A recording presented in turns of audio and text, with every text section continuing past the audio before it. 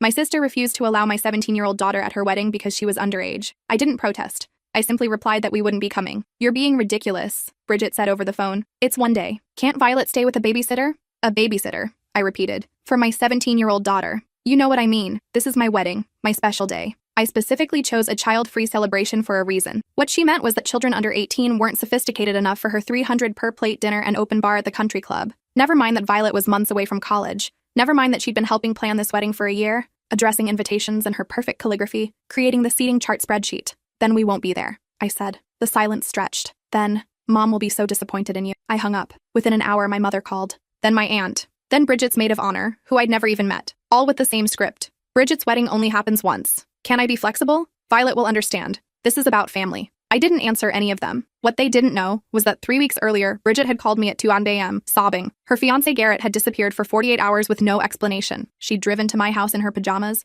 mascara streaked down her face, and slept on my couch while Violet made her tea and sat with her through panic attacks. He's having an affair, Bridget had whispered. I know it. Violet had held her hand. You deserve better than someone who makes you feel this way. By morning, Garrett had returned with an excuse about a work emergency and a designer handbag. Bridget took him back and never mentioned that night again. The wedding was set for Saturday at 6 p.m. On Friday, Violet had a college interview scheduled for 9 a.m., 200 miles away. She'd been preparing for months. It was her dream school. I can reschedule, she said quietly. Absolutely not. Saturday morning, we drove to the interview together. Violet was brilliant, answering every question with the poise I'd watched her develop over 17 years of being dismissed by my family for being too young, too sensitive, too much. My phone buzzed throughout the interview. 17 missed calls by the time we finished. The wedding started in 6 hours. We were 4 hours away. Mom, Violet said as we walked to the car, we could still make it, if we leave right now. I looked at my daughter. She'd worn her best dress for the interview. She was shaking slightly, the way she always did after something important. No, I said. Let's get lunch instead. Your choice. We had Korean barbecue at this tiny place she'd been wanting to try.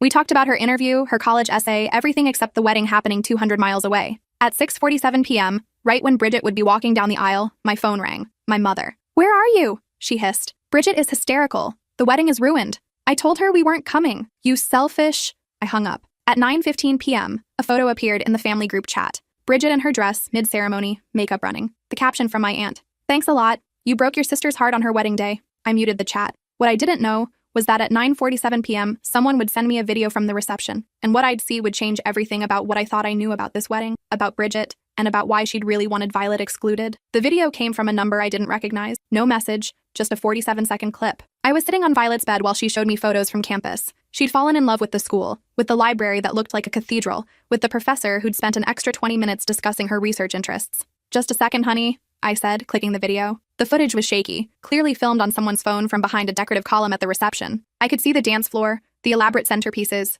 the champagne fountain Bridget had insisted on. The timestamp read 9:32 p.m. Then, I saw Garrett. He was leaning against the bar, his tie loosened, jacket discarded. A woman in a red dress stood close to him, too close. His hand was on her waist, fingers splayed possessively. She laughed at something he said, touching his chest. I recognized her immediately. Violet's former babysitter, Kendra. She'd watched Violet when she was 13 and 14, before Violet got old enough to stay home alone. Kendra had been 21 then, finishing college. She'd been sweet with Violet, teaching her to braid hair and letting her stay up past bedtime to watch cooking shows. That would make her 25 now. In the video, Garrett pulled Kendra closer. She whispered something in his ear. He nodded, glanced around, and they disappeared toward the country club's garden exit. The video ended. I stared at the screen. Mom! Violet's voice seemed far away. What's wrong? I replayed the video, watched Garrett's hand slide lower on Kendra's back, watched how comfortable they looked together, like they'd done this before, many times before. Mom, you're scaring me. I showed her the video. Violet went very still. Then, is that Kendra? Yes. At Bridget's wedding? Yes. With Garrett? I nodded.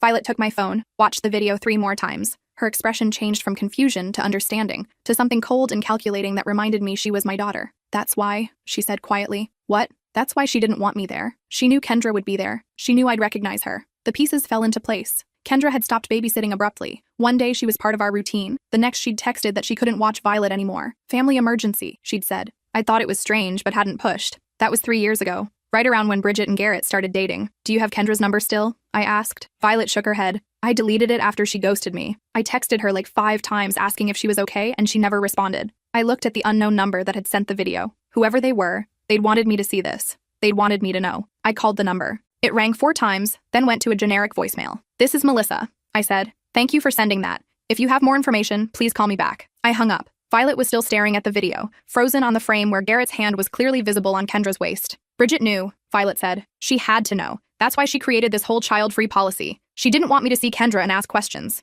But Kendra's 25, she's not underage. Exactly. The rule wasn't about sophistication or the open bar. It was about keeping me away specifically. My phone rang. The unknown number. Hello? Is this Violet's mom?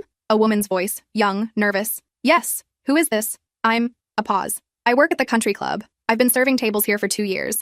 I've seen Garrett and that woman together. A lot. How often? Every Tuesday night. He has a regular reservation at the club restaurant. She meets him there. They're not exactly subtle. Everyone on staff knows. Does Bridget know? I don't know, but I thought someone should. Especially after... She stopped. After what? After he screamed at her tonight. Your sister. He was furious that you didn't come. Said she'd promised him everyone would be there. That it would be the perfect day. Then he disappeared into the garden with that woman for 45 minutes. While your sister was cutting the cake. I closed my eyes. Why are you telling me this? Because I have a little sister. She's 16. And the way he looks at teenage girls who come here for their sweet 16s, she inhaled sharply. I've been documenting everything. Times, dates, photos. I was going to send it to your sister, but I chickened out. Then tonight, I heard him on the phone in the hallway. He was talking about Violet. My blood went cold. What did he say? He said, she's almost 18, right? Legal in a few months. Worth the wait. And he laughed. The room tilted. Violet grabbed my arm. Are you recording this conversation? I asked. Yes. Send me everything, every photo, every date, every detail. I will, but there's something else. The woman in the red dress? She's not the only one. There have been others.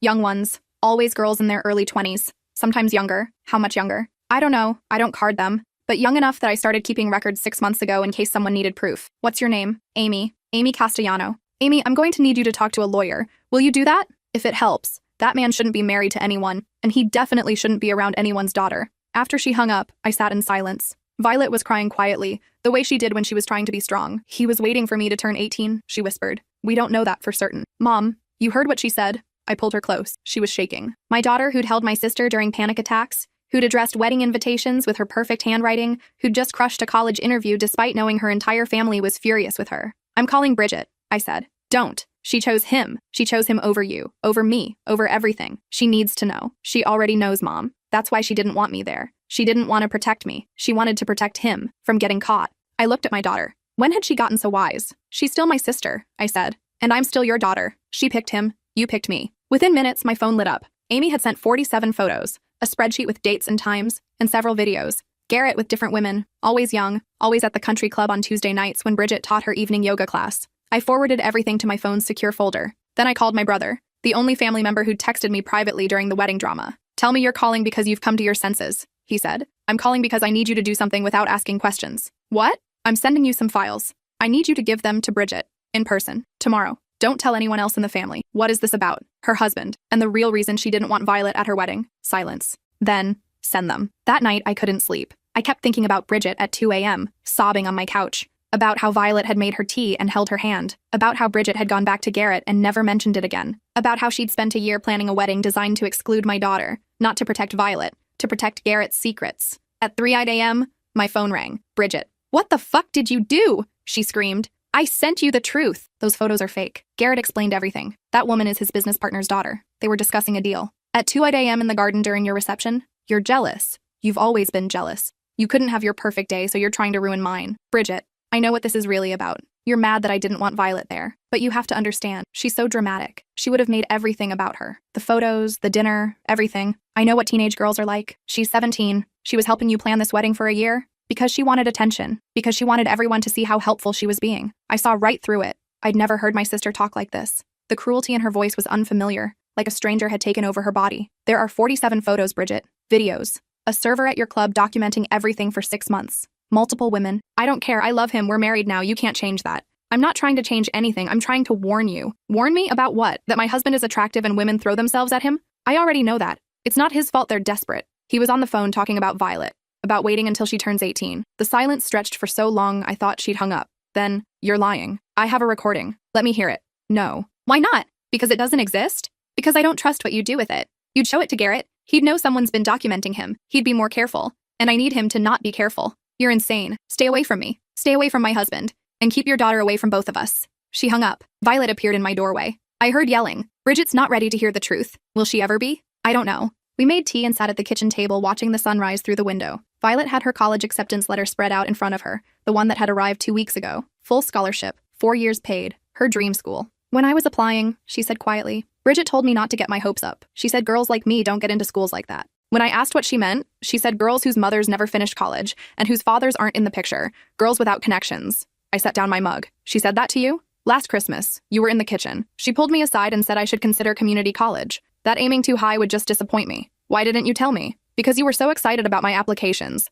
And because I wanted to prove her wrong. She had proven her wrong. My brilliant daughter who'd made valedictorian despite my sister's predictions, who'd gotten a full scholarship despite having no connections, who'd held a broken woman during panic attacks and never asked for thanks. I'm proud of you, I said. I know. At 7 a.m., my mother called. I let it go to voicemail. She called again, and again. On the fourth call, I answered. You need to apologize to your sister, she said without preamble. No. Whatever you sent her has her inconsolable. She called me at 4 a.m. crying. On the morning after her wedding. You ruined her honeymoon. She's not going on her honeymoon? How could she after what you did? She and Garrett are at home trying to work through the poison you've spread. It's not poison if it's true. True? You sent her doctored photos, lies from some jealous server, all because you couldn't handle being excluded from one event. Violet was excluded, not me. Same thing. You've always been too attached to that girl. It's not healthy. She's 17, not 7. She could have stayed home. From her aunt's wedding, after spending a year helping plan it, she was being included in the planning to keep her busy, to make her feel useful. Bridget didn't actually need her help. She has a wedding planner. I closed my eyes.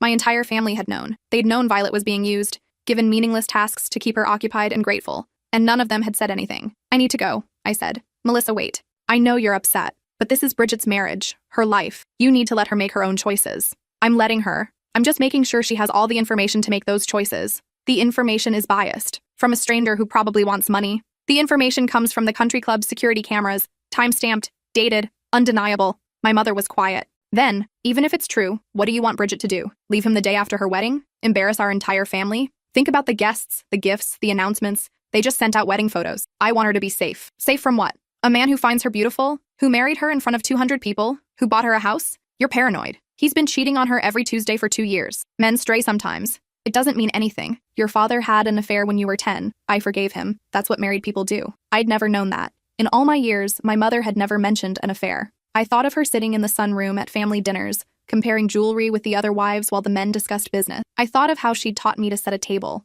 to smile through discomfort, to never make a scene. I'm not you, I said. No, you're worse. You're sabotaging your sister's happiness because you're bitter about your own failed marriage. My marriage didn't fail. I left. Same thing. I hung up. Violet was standing in the hallway, still in her pajamas. Grandma thinks you should have stayed with Dad, she said. It wasn't a question, apparently. Even though he hit you, she doesn't know about that. Why not? Because I never told her. Because she would have said I provoked him, or that I should try harder, or that leaving would embarrass the family. Violet sat down next to me. Is that what they're telling Bridget? To stay with Garrett no matter what? Yes. Then she's not going to leave him. Probably not. So what do? We wait. We keep the evidence safe, and we make sure he never gets near you. I'm going to college in 3 months. He won't have access to me. Good. That's what matters. But I knew it wasn't just about Violet. It was about the next girl. The next daughter or niece or family friend's child who caught Garrett's attention. The next young woman he'd groom and pursue while my sister looked the other way and my family explained it away as harmless flirtation. At noon, Amy called again. I got a call from the club manager, she said. Garrett filed a complaint. He says I've been stalking him, taking unauthorized photos. He wants me fired. Did they fire you? Not yet, but they're investigating. If he pushes hard enough, I'll lose my job. Don't delete anything. Don't give them your phone. Tell them you need to speak with a lawyer before providing any evidence. I can't afford a lawyer. I'll pay for one. Why would you do that? Because you did the right thing, and because he's dangerous. She was quiet. Then, there's something else. After I sent you those files last night, I got a text from a blocked number. It said, mind your own business or you'll regret it. Did you save it? Yes. And I filed a police report this morning. They said unless he directly threatens me, there's nothing they can do. Forward me everything. The text, the report, all of it. After we hung up, I called a lawyer I'd worked with during my divorce, told her everything. She listened without interrupting. This is complicated, she said finally. The photos are legal. He was in a public space. The server was doing her job. But if he's connected, if his family has money, they'll bury her in litigation, make her life hell until she backs down. So what do? We prepare, document everything, build a timeline, wait for him to make a mistake. Men like this always do. And in the meantime, keep your daughter safe. That's the priority. But I couldn't shake the feeling that waiting wasn't enough, that somewhere some girl was already in Garrett's sights. Some daughter whose mother trusted him because he came from a good family, because he belonged to the country club, because he'd married into our family. That evening I was making dinner when Violet called out from her room. Mom, you need to see this. I found her at her computer, staring at a social media post. Bridget had uploaded a photo from the wedding, her and Garrett kissing under a string of lights. The caption read, "To my amazing husband, thank you for the most perfect day of my life. Despite certain people trying to ruin it, our love prevailed. Here's to forever." The comments were full of congratulations and heart emojis. My aunt had written, "Beautiful couple. Don't let jealous people dim your light." My mother, So happy for you both. True love wins. Violet scrolled down. More relatives, more friends, all praising the wedding and subtly implying I'd been unreasonable. Then I saw a comment from someone I didn't recognize. A woman named Alexis Porter. She'd written, "Congratulations. Garrett looks so happy. He was like that at our wedding too, before I found out about the others." The comment had been posted 3 minutes ago. While I watched, it got its first reply. From someone named Jennifer Liu. Same. The country club was even the same venue. I screenshot both comments before they could be deleted.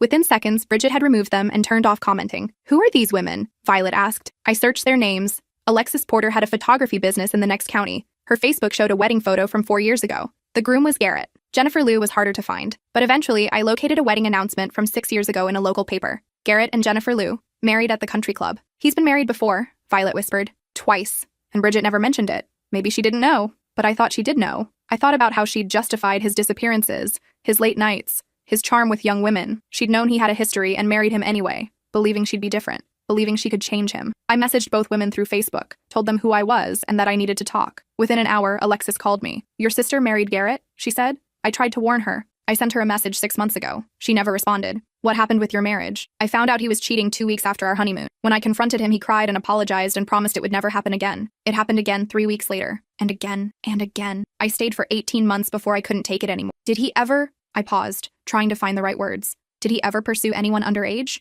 Not that I knew of. But he talked about teenage girls a lot, how they were more innocent, more genuine. It made me uncomfortable. When I told him that, he said I was being dramatic. "Did you document any of this?" "I have texts, emails, therapy notes. I went to counseling to try to save the marriage. The therapist is the one who told me to leave." "Would you be willing to share those documents?" "Why?" "Because he's doing it again, and my daughter is one of his targets." Alexis was quiet for a long moment. "Send me your email. I'll send everything I have." Jennifer Liu called an hour later. Her story was nearly identical. Married young, discovered his cheating quickly, stayed too long hoping he'd change. She divorced him after finding him with a college student at his office. "He has a type," she said. "Young, naive, eager to please. Girls who don't question him. Girls who are flattered by his attention. That's my daughter. Then get her away from him, however you can. He's not going to stop. Men like him never do." By midnight, I had files from both women. Bank statements showing his spending patterns, photos, emails where he'd promised to change and never did. Text messages from the women he'd cheated with, some of whom reached out to the wives afterward to apologize. In one text exchange, a 19-year-old girl had written to Alexis,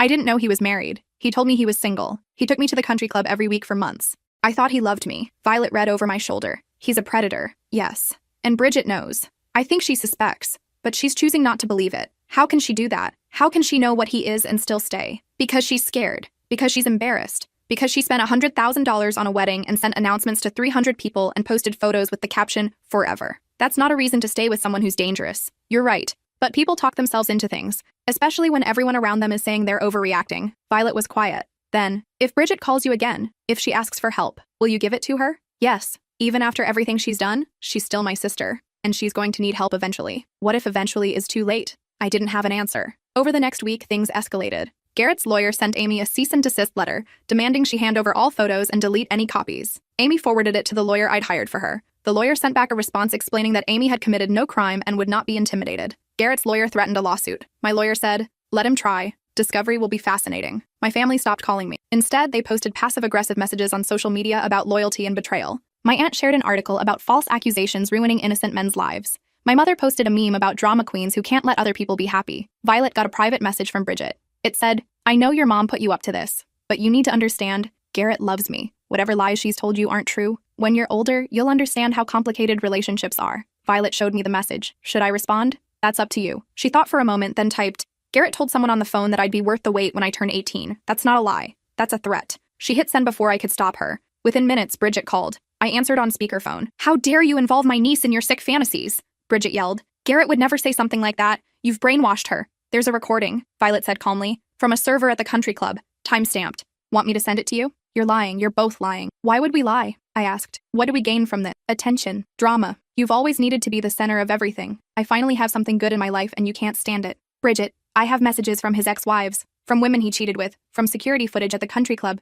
This isn't about you. This is about him. His ex-wives are bitter. The women lied to get money from him, and the security footage shows nothing inappropriate. It shows him leaving your reception with another woman for 45 minutes while you cut your cake. She's his colleague. They were discussing business. At 10 p.m. in the garden? Yes. Important deals don't wait for convenient times." I could hear the desperation in her voice. She was clinging to explanations that made no sense because the truth was too painful. "Bridget," I said gently, "you don't have to do this. You can leave. You can admit this was a mistake. No one will judge you. Everyone will judge me. Everyone will say they knew it wouldn't last, that I was stupid for marrying him, that I should have listened. Who cares what they say? You deserve better than this. Better than what? A successful husband who loves me? A beautiful home? Financial security? Better than someone who pursues teenage girls. He doesn't pursue teenage girls. You're making that up. I have a recording of him saying it. Then play it for me right now. I hesitated. If I played it, she'd tell Garrett. He'd know someone at the club had been listening. He'd be more careful. We'd lose our advantage. That's what I thought, Bridget said. You don't have anything. This is all lies. She hung up. Violet looked at me. Should we have played it? No. We need to keep some cards hidden. So what do we do now? We wait for him to make a mistake, and we keep you safe. But I couldn't shake the feeling that waiting would cost someone. Maybe not Violet. Maybe some other girl who wouldn't have a mother looking out for her. 2 weeks later, my brother called. I need you to come to dinner, he said. Family dinner. At Mom's house. Why? Because Bridget's miserable. Because this fight is tearing everyone apart. Because we need to find a way forward. I'm not apologizing. No one's asking you to. Just come. Hear her out. Against my better judgment, I agreed. Violet refused to come. I'm not sitting at a table with people who think I'm lying about being targeted by a predator, she said. Have fun with your toxic family. She wasn't wrong. But I went anyway. The dinner was tense from the start. My mother had made pot roast, the meal she always made for family peace talks. My father sat at the head of the table, silent as always. My aunt and uncle were there, along with Bridget and Garrett. Garrett looked perfect. Pressed shirt, warm smile, hand resting protectively on Bridget's shoulder. He stood when I entered, offering his hand. Melissa, so good to see you. I'm glad we can all be adults about this. I didn't shake his hand. My mother's eyes flashed a warning, but I sat down across from them without greeting him. So, my father said, carving the roast, let's clear the air. What's this all about? You know what it's about, I said. I know there's been some misunderstanding about Garrett's friendships with colleagues, but accusations have been made that are frankly slanderous. They're not accusations if there's proof. Garrett leaned forward, his expression concerned. Melissa, I understand you're worried about Violet. She's a wonderful girl and you want to protect her. But I promise you, I have never and would never do anything inappropriate toward her. The idea is offensive to me. He was good. I'd give him that. His voice was earnest, his eyes sincere. He looked like a man wrongly accused, patient and understanding even in the face of false allegations. I have a recording of you on the phone, I said, talking about waiting until she turns 18. I've never said any such thing. Then you won't mind if I play it. I reached for my phone. Garrett's hand shot out, grabbing my wrist. Don't, he said, his voice suddenly cold. You're not recording this dinner or playing edited audio that could be anyone. Let go of me. Garrett, Bridget said nervously. Just let her play it. If you didn't say it, it'll be obvious. His grip tightened. I said no. My brother stood up. Let her go. For a moment, I thought Garrett might refuse. Then he released my wrist, sitting back with a pleasant smile as if nothing had happened. I apologize, he said smoothly. This whole situation has me on edge. Being falsely accused of something so heinous is very stressful. I pulled up the audio file, pressed play. Garrett's voice came through my phone speaker, slightly distorted but unmistakable. She's almost 18, right? Legal in a few months. Worth the wait. Then his laugh. That same laugh I'd heard at family dinners, at Bridget's birthday parties. The room went silent. Bridget stared at the phone. That's not him. It's him, my brother said quietly. That's definitely him. It's taken out of context, Garrett said. I was joking with someone about a completely different situation. Someone's daughter who's graduating high school and will be legal to hire for summer work at my office. That's not what it sounds like, I said, because you want it to sound sinister. But I was literally discussing a summer internship. My mother looked uncomfortable. Melissa, maybe you misunderstood. Mom, he said, worth the wait. In what context is that about a job? In the context of finding good help, Garrett said smoothly. There's a shortage of qualified summer interns. I was saying she'd be worth waiting for because she has strong qualifications. It was a ridiculous explanation, but I watched my mother's face soften, wanting to believe him. Watched my father nod slightly, accepting the plausible deniability. Besides, Garrett continued, if I was actually interested in teenage girls, why would I marry a woman in her 30s? That doesn't make sense. Because you like the cover, I said. You like having a wife who makes you look normal while you pursue younger women. That's absurd. Is it? Because I have testimony from 2 ex-wives saying you did exactly this in both previous marriages. The room erupted. My mother gasped. My father demanded to know what I was talking about. Bridget went pale. Ex-wives? She whispered. What ex-wives? Garrett sighed heavily. This is exactly what I didn't want to get into. Yes, I was married before. Twice. Both times when I was much younger. Both marriages ended badly, and both ex-wives have made it their mission to destroy any happiness I try to build. You told me you'd never been married, Bridget said. I didn't think it mattered. They were so long ago. Mistakes I made in my 20s. I didn't want them to color your perception of me. You lied to me. I omitted irrelevant history to protect us both from unnecessary drama, which is exactly what's happening now. He was still good, still spinning each revelation into something understandable. But I saw the crack in Bridget's expression, the first real doubt. I talked to them, I said. Alexis and Jennifer. They both told me the same story. You cheated throughout both marriages with younger and younger women. You made them feel crazy when they questioned you, and you moved on to someone new as soon as they left. They're lying. They have documentation, therapy notes, text messages, photos, which they've probably doctored. Ex-wives lie, Melissa. You should know that from your own divorce. It was a calculated blow, reminding everyone that I too had left a marriage, implying my judgment couldn't be trusted. But I'd prepared for this. I pulled out my folder, laid it on the table. These are bank statements from your marriage to Alexis. They show regular payments to women in their early 20s. Here's an email where you promised to stop seeing someone named Casey. Here's a text message where Jennifer confronted you about a 19-year-old girl you took to the country club. I spread the papers across the table. Bridget stared at them, her hands trembling. And here, I said, pulling out the final document, is the police report from a 20-year-old woman who filed a complaint against you for harassment. It was dropped when you paid her $15,000 to go away. Garrett's pleasant expression finally cracked. Where did you get that? Does it matter? That's sealed. You had no right to access public record, my lawyer had said when she gave it to me. Anyone can request it. Bridget was crying now, mascara running down her face just like it had that night 3 weeks ago when she'd shown up at my house. But this time, I wasn't offering comfort. You lied to me, she whispered to Garrett. About everything. Baby, listen. Don't call me baby. You lied about being married before. You lied about the cheating. You lied about— She stopped looking at me. The night he disappeared for 48 hours. You were with someone, weren't you? Garrett said nothing. Answer me. It was a misunderstanding. A colleague who misread signals. A colleague who you disappeared with for 2 days? I was confused, having cold feet about the wedding. It didn't mean anything. Bridget stood abruptly, her chair scraping against the floor. I need to leave. She walked out. Garrett started to follow, but my brother blocked him. Let her go, my brother said. She's my wife, and she clearly needs space. They stared at each other. Finally, Garrett grabbed his jacket and left without another word. The remaining family sat in uncomfortable silence. Well, my mother said finally, that was unpleasant. Unpleasant? I stared at her. Mom, did you hear anything that was just said? Your son-in-law is a serial cheater who pursues young women, possibly underage women. We don't know that for sure. Yes, we do. We have evidence. Testimony. A pattern spanning 3 marriages. Marriages fail for lots of reasons. That doesn't make him a predator. He has a police report for harassment of a 20-year-old, which was dismissed. Because he paid her off. My mother stood, began clearing plates. I think you've done enough damage for one evening. Bridget just got married. She's supposed to be happy. Instead, she's devastated because you couldn't let this go. I couldn't let it go because he's dangerous. He's not dangerous. He's charming and successful, and yes, maybe he's made some mistakes. But tearing apart a marriage 1 week after the wedding? That's cruel, Melissa. I looked around the table. My father said nothing, already tuning out. My aunt and uncle were gathering their things, clearly wanting to escape. No one was acknowledging what had just happened. You're all going to pretend this is fine? I said. That there's no problem here? The problem, my aunt said carefully, is that you've brought scandal into this family. Whatever issues Bridget and Garrett have, they should work them out privately, not with you airing everything in front of everyone. I aired it because you all refused to see it. Because you all told me I was being ridiculous for not attending a wedding where my daughter would be in danger. Your daughter was never in danger, my mother snapped. That's dramatics. That's you being overprotective and paranoid. He said she was worth the wait when she turns 18. Out of context, he explained that. And you believed him? I believe in giving people the benefit of the doubt. I believe in not destroying families based on speculation and spite.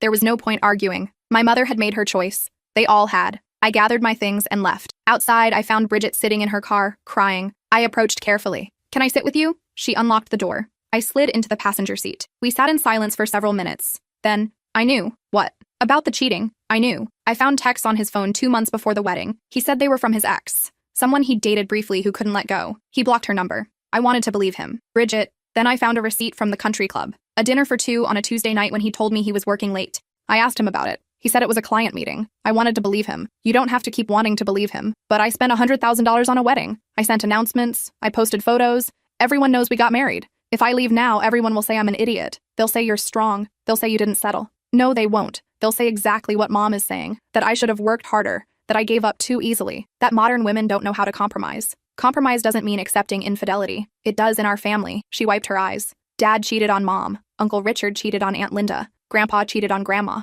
And all the women stayed. All the women made it work. That's what we're supposed to do. That's what they chose to do. You don't have to make the same choice. Don't I? Where else will I go? I quit my job for the wedding. I sold my condo to buy a house with him. I don't have anything separate anymore. You have me. You can stay with us. She laughed bitterly. After I excluded Violet from the wedding, after I called you selfish and dramatic, after I chose him over you every single time, you're still my sister. I don't deserve that. Probably not. But it's not about deserving. It's about what's right. She cried harder. I'm so sorry. You were trying to protect Violet and I made everything about me. I knew what he was, and I wanted to believe I could change him. I wanted to be special enough that he'd stop looking at other women. You are special, but not because of him. And you can't change him. Men like that don't change. Jennifer said the same thing. I messaged her after you sent me her information. She said she stayed for 18 months trying to fix him, and he just got better at hiding things. You talked to Jennifer? And Alexis. I wanted to hear their side. I wanted them to be lying so badly. But they weren't. They both described the same man. Charming, successful, attentive at first, then distant, then cruel, then caught, then apologetic. then cruel again. So what are you going to do? I don't know. I'm scared. I know. But I'm here. She reached for my hand. We sat like that until the sun fully set. Over the next month, Bridget moved back and forth between her house and mine 3 times. Each time, Garrett would call crying, promising to change. Each time, she'd go back. Each time, she'd discover another lie within days and return to my guest room. Violet watched this pattern with growing frustration. Why does she keep going back? She asked after Bridget left for the 3rd time. Because leaving is hard. Because she's hoping for a different outcome, but it's the same every time. She needs to figure that out herself. The 4th time Bridget came back, she had a bruise on her arm. He grabbed me, she said quietly. I found texts from someone named Kendra. He said I was snooping. He said I needed to trust him. When I tried to leave, he grabbed my arm hard enough to leave marks. I photographed the bruise from multiple angles, made her file a police report, called my lawyer. That's it, I said. No more going back. This is a line. I know. This time she stayed. The divorce was ugly. Garrett fought everything, claimed the house, the cars, the savings. His lawyer painted Bridget as unstable, dramatic, influenced by her bitter divorced sister. My lawyer fought back, presented the evidence of infidelity, the testimony from ex-wives, the photos from the country club, the police report about the 20-year-old, the bruises on Bridget's arm. The judge granted Bridget the divorce, awarded her half of everything, and issued a restraining order. Garrett violated the restraining order twice, showed up at her work, called her phone 63 times in one night. Each violation resulted in more legal consequences, more proof that he'd never been the man he'd pretended to be. Meanwhile, Amy the server quit her job at the country club, but not before filing a formal complaint about Garrett's behavior and providing documentation to the club's board of directors. The board investigated, found multiple women who'd complained, revoked Garrett's membership. Without the club as his hunting ground, Garrett's social standing deteriorated. His business connections dwindled. His reputation suffered. My family still blamed me, posted on social media about forgiveness and family loyalty, sent Bridget messages about how I'd poisoned her mind, but Bridget stayed away from them, built a new life in my spare bedroom while she figured things out, got a new job, made new friends, started therapy. One evening, 3 months after the divorce was finalized, she came to dinner with paperwork. I got the house, she said. The judge awarded it to me because Garrett violated the restraining order. I want to sell it and give you half the money. I don't need your money. You paid for my lawyer. You let me live here rent-free. You dealt with mom and dad and everyone else while I fell apart. You deserve it. Use it to build your life. That's what I want. She was quiet. Then, Violet? My daughter looked up from her homework. I'm sorry. For everything. For excluding you from the wedding. For not believing you when you needed me to. For choosing him over you even when I knew better. You didn't deserve any of that. Violet considered this. You're right. I didn't. I know. I can't fix what I did, but I want you to know I see it now, and I'm sorry. Apology accepted, but I'm still not calling you for advice on boys. Bridget laughed. Fair. That night, after Bridget went to bed, Violet came to my room. Do you think she's really okay? She asked. I think she will be. Eventually. Do you think she'll fall for another guy like Garrett? I hope not. But that's her journey. We can just be here if she needs us. You always say that people have their own journey, but what if their journey leads them off a cliff? Then we tried. We did everything we could. And sometimes that has to be enough. Violet climbed into bed next to me like she used to when she was small. I'm scared of college, she said quietly. Because? Because I'll be alone. Without you to protect me from guys like Garrett. What if I can't see them coming? You'll see them. You're smart and careful, and you've learned what red flags look like. But if you do meet someone who makes you uncomfortable, you call me. Anytime. Day or night. You really mean that? I really mean that. She fell asleep there in my bed, while I stayed awake thinking about all the ways I'd tried to protect her. All the times my family had told me I was overreacting. All the girls who didn't have someone watching out for them. The next morning, I got an email from Amy. Thought you'd want to know, she wrote. Garrett got arrested last night. He was caught with a 17-year-old girl at a hotel. Her parents filed charges. The police found others, girls he'd been grooming online. It's all over the news. I opened the link she'd sent. Sure enough, Garrett's mugshot stared out from the local news website. The article detailed multiple charges of soliciting a minor, possession of inappropriate images, and contributing to the delinquency of a minor. I forwarded the article to Bridget, then to my mother, then to everyone in the family group chat who'd told me I was overreacting. No one responded. Later that day, my mother called. I didn't know, she said without preamble. I swear I didn't know it was that serious. Yes, you did. You just didn't want to believe it. I thought you were being dramatic. You've always been dramatic about Violet. I've been protective. There's a difference. Is there? Because it seems like you see threats everywhere. This one was real. She was quiet. I'm sorry for not listening, for not believing you. Are you apologizing to me or to yourself? To you, and to Bridget, and to Violet. Then call them and tell them that. She did. Later that evening, both my mother and father called Bridget and apologized, called Violet and apologized. It didn't fix everything, but it was something. At Sunday dinner the following week, my family gathered without Garrett for the first time. The conversation was stilted, awkward. No one knew quite what to say. Finally, my aunt spoke. I should have listened when you raised concerns. I'm sorry. Others echoed her. Small apologies, insufficient, but genuine. Violet sat quietly through it all, observing. Afterward, she said, they're only sorry because he got arrested. If he hadn't, they'd still think you were wrong. She was right, but I'd take their late realization over nothing. 3 months later, Garrett was convicted. 10 years.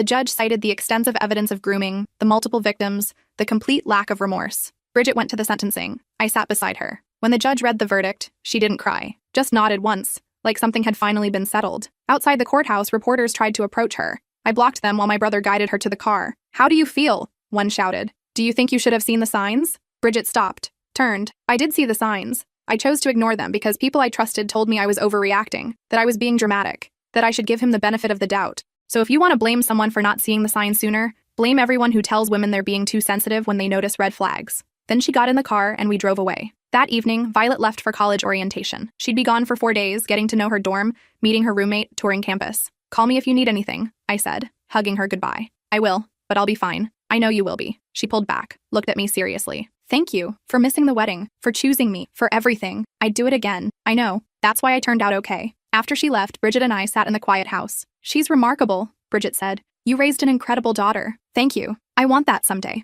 A daughter who knows she's worth protecting, who knows her mother will choose her over anyone else. You'll get there. You think I can have that? After everything? I know you can." We sat in comfortable silence. Outside, the sun was setting, painting the sky in shades of purple and gold. "Do you regret it?" Bridget asked. "Missing the wedding? Starting all of this?" "No, not even a little. Not even slightly. I'd miss 1,000 weddings if it meant keeping Violet safe. That's what I want. That certainty. That willingness to burn everything down if it means doing right by someone I love. Then you'll have it. You're already halfway there." She smiled. "Thanks for letting me figure that out here. That's what family's for, is it? Because our family hasn't exactly modeled that. Then we'll model it differently. For the next generation. Violet's generation. And whoever comes after her. Someone has to break the pattern. I'm glad it was you. I'm glad you're here with me." We ordered takeout and watched terrible reality TV and didn't talk about Garrett or the trial or the family drama. Just existed together in the quiet aftermath of a storm. The next morning, I woke to a text from Violet. "Made a friend. Her mom sounds like Bridget's ex. We're comparing notes. Thanks for showing me what to look for." I showed Bridget the message. She read it,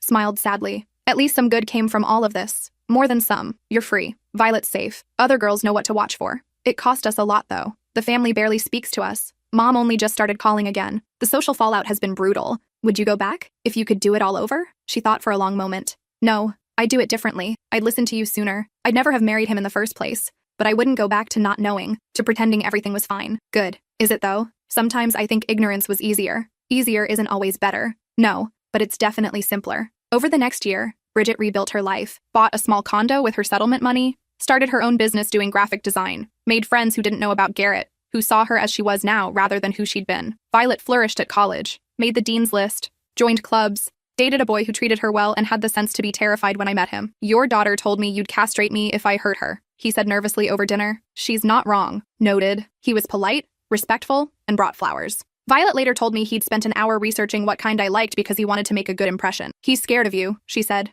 "As he should be. It's actually kind of sweet. He asked me about that time you missed the wedding to take me to a college interview. He said any mom who'd do that was not someone to mess with. Smart boy. Don't get too attached. We're probably breaking up when summer hits. He's going to study abroad. Then enjoy it while it lasts. That's very zen of you." I'm growing. The wedding video still lived on my phone, buried in a folder I rarely opened. Sometimes I'd watch it, just to remind myself why I'd made the choices I had, to remember the moment everything crystallized. One evening, Bridget caught me watching it. "I hate that video," she said, sitting beside me. "Why?" "Because I look so happy. And I was so wrong. You weren't wrong to want happiness. You were wrong about where you'd find it. Same thing. No, one is about hope. One is about choice. You're allowed to hope, even after everything, especially after everything." She watched the video over my shoulder, Garrett's hand on Kendra's waist, the too familiar way they moved together. "I knew," she said quietly. "Even then, I knew something was off. But I'd already sent the invitations, already bought the dress, already announced it to the world. How do you back out of something everyone's expecting? You just do. You say, 'I made a mistake,' and you walk away.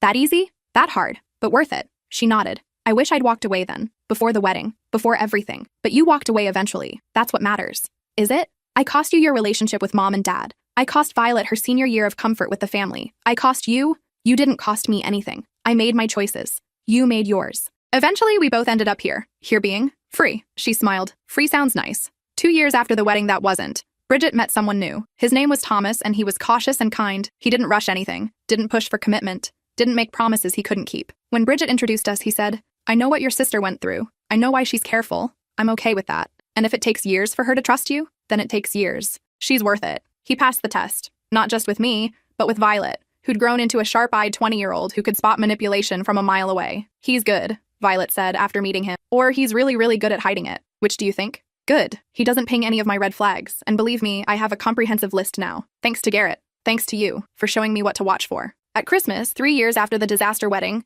my family gathered again, this time with Thomas, this time without tension. My mother had softened over the years, stopped making excuses for Garrett, stopped blaming me for the fallout. She'd never fully admitted she was wrong, but she'd stopped being actively hostile. Progress, I supposed. Violet came home from college with her boyfriend, now upgraded to fiancé. He asked my permission before proposing, which I respected. He had a solid job, treated my daughter well, and understood that family meant protecting each other. We're not rushing, Violet told me. Engagement for at least 2 years. Living together first. Making sure we're compatible in real life, not just dating life. Smart. I learned from watching you, and from watching Bridget. What did you learn? That love isn't enough if the person isn't safe. That butterflies don't matter if the person gives you anxiety. That you should listen when someone shows you who they are. Those are good lessons. They cost you, though. Cost all of us. But you learned them. That makes it worth it. At dinner, my father stood to give a toast. He'd been quiet through most of the family drama, taking my mother's side without much thought. But time had changed him, too. I want to say something, he began. 3 years ago, my daughter made a choice that I didn't understand. She chose not to attend her sister's wedding. At the time, I thought she was being selfish. Difficult.